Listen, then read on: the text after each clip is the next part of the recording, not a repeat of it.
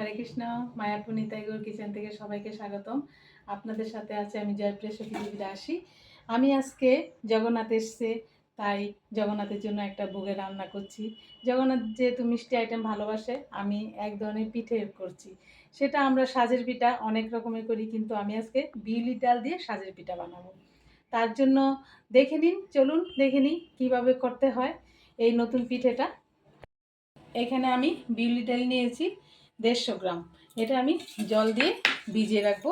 5 ঘন্টা ডালটা ভিজিয়ে রাখতে হবে। আর এখানে আমি চাল নিয়েছি, এই যে চাল, আপনারা যে কোনো আতপ চালও নিতে পারেন আর সিদ্ধ চালও নিতে পারেন। আমি এখানে গোবিন্দভোগ চালও নিয়েছি আর সিদ্ধ রাইসও নিয়েছি। এটা আমি এই দুটোই জল দিয়ে ভিজিয়ে আমি 5 ঘন্টা ভিজিয়ে রেখে দেবো। 5 ঘন্টা পর ছেঁকে আমি বেটে নেব। তারপর দেখাচ্ছি আপনাদের কিভাবে বাটার পর কীভাবে করতে হয়।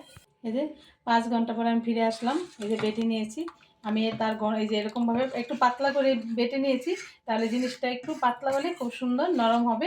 আর যখন দুধে ফেলবো সেটা একদম ফুলে সফট হবে। এই যে এরকম ঘনত্বটা।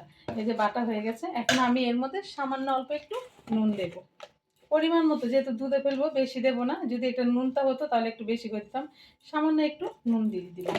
এখন এটা আমি ভালো করে একটু মিশিয়ে নেব নুনটাকে সুন্দর করে। এটা যতক্ষণ একটু হবে, মিশানো হবে, যত ভালো মানে একটু ফেটানো টাইপের আর কি হবে, তাহলে পিঠেটা খুব সফট এবং সুন্দর হয়ে উঠে যাবে।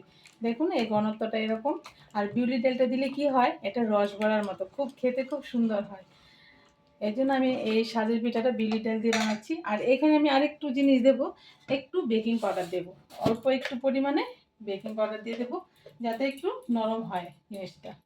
এই যে বেকিং পাউডারটা দিয়ে দিলাম, এই 1/2 চামচের মতো বেকিং পাউডার। এখন এটা আমি ভালো করে মিশিয়ে নিচ্ছি। আর এখানে আমি 1.5 লিটারের মতো দুধ বসিয়ে দিয়েছি। আমি এটা দুধে ফেলবো, তার জন্য দুধটা অনেকটাই ঘন হয়ে গেছে।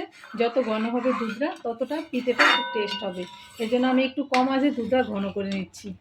আর এখানে আমি পিঠেটা বানানোর জন্য এখানে যে খুব একটা কড়াই বসিয়ে দিয়েছি। তার মধ্যে আমি একটু সাদা তেল একটু ব্রাশ করে একটু ন্যাকড়া দিয়ে একটু মুছে দিচ্ছি, তাহলে পিঠেটা আর লাগবে না। ভালো করে গরম করে নিতে হবে কড়াইটা। যে বেকিং পাউডারটা দেওয়াতে এটা একটু ছেড়ে দিয়েছে, কত সুন্দর গোলাটা। আমি ভালোভাবে মিশানো হয়ে গেছে। আর পিঠের শাঁসটাও গরম হয়ে গেছে। এরকম হাত দিলে বোঝা যায় কীরকম তাপটা আসছে। আর আমি মানে মিডিয়াম মিডিয়াম আছে এটা রাখবো। এখন আমি এটা দিয়ে দিচ্ছি 1 চামচ করে।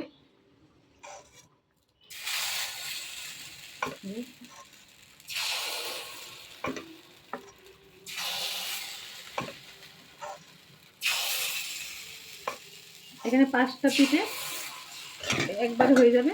এখন আমি এটা সরা বা প্লেট বা বাটি আপনাদের কাছে যা থাকে তা দিয়ে ডেকে দিতে পারবেন। এদের ডেকে দিয়ে আমি আঁচটাকেও মিডিয়াম করে দিলাম। এখন আর বেশিক্ষণ টাইম লাগবে না, হয়ে যাবে। খুব সুন্দর জগন্নাথকে ভোগ দেওয়ার জন্য। পিঠেটা হওয়ার একটা মানে প্রসেস আমি বলে দিচ্ছি। এটা কি করে মানে বুঝতে পারবেন যারা নতুন পিঠে বানাচ্ছেন।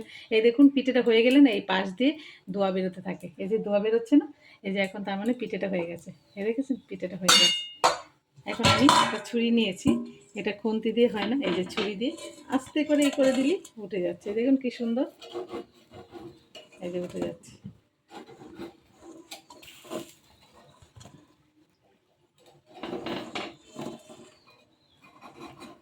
এই যে কি সুন্দর দেখুন পিঠেটি, আর কত সফট হয়েছে। আমি আবারও তেল দিয়ে একটু মুছে নিচ্ছি শাঁসটাকে। এখন আবারও দিয়ে দিচ্ছি, আরেক খোলা দিয়ে দিচ্ছি। এই সেমভাবেই আবারও দিয়ে দিচ্ছি। আমি দেখিয়ে দিচ্ছি আপনাদেরকে কত সহজে কত সুন্দর এইভাবে ঘরে করে জগন্নাথকে নিজের হাতে করে ভগবানকে ভোগ লাগাতে কত ভালো লাগে। যতই আপনারা মিষ্টি বাইরের অনেক কিছু কিনে দেন, তার চেয়ে নিজের হাতে যখন ঘরে বানিয়ে একটা খাবার ভগবানকে ভোগ লাগাবেন, মানে তখন সেটা আপনার মনের দিক দিয়েও খুব ভালো লাগবে। আর ভগবানও খুব খুশি হয় যখন নিজের হাতে কষ্ট করে বানিয়ে দেওয়া হয় ভগবানকে।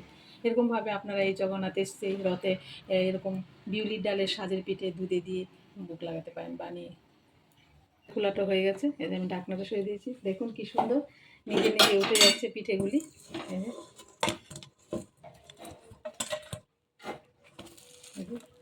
একদম মনে কোনো চাপ দিতে হচ্ছে না। এই যে আবারও আমি মুছে আরেকটা দিয়ে দিচ্ছি। একটু মুছে দিলে এটা আর কড়াইটা লাগবে না, পিঠেটা একটু তেল তেলা থাকলে কড়াইটা।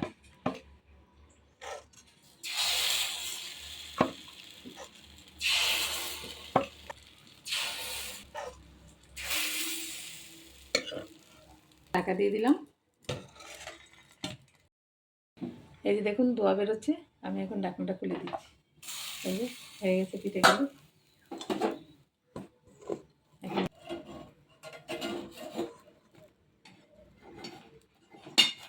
এই যে এইভাবে আমি সবগুলো বানিয়ে নিচ্ছি, মানে অপূর্ব। আপনারা মানে নিজেরা করলে নিজেরা বুঝতে পারেন যে কত ভালো লাগে, এরকম এত সুন্দরভাবে উঠে যায়।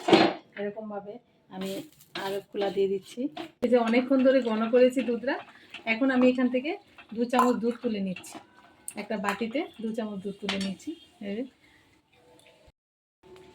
এখানে আমি একটু গুঁড়ো দুধ দিয়ে দিচ্ছি একটু টেস্টটা বাড়ানোর জন্য।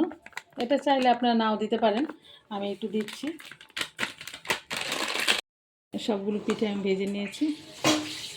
এই যে কি নরম হয়েছে সব। এখন আমি দিয়ে দিচ্ছি পিঠেগুলি দুধের মধ্যে।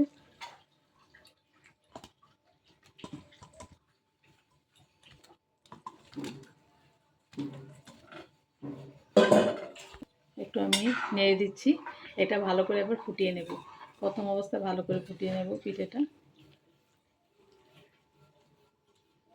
এই যে দুধ আর পিঠে কি সুন্দর ফুটে গেছে।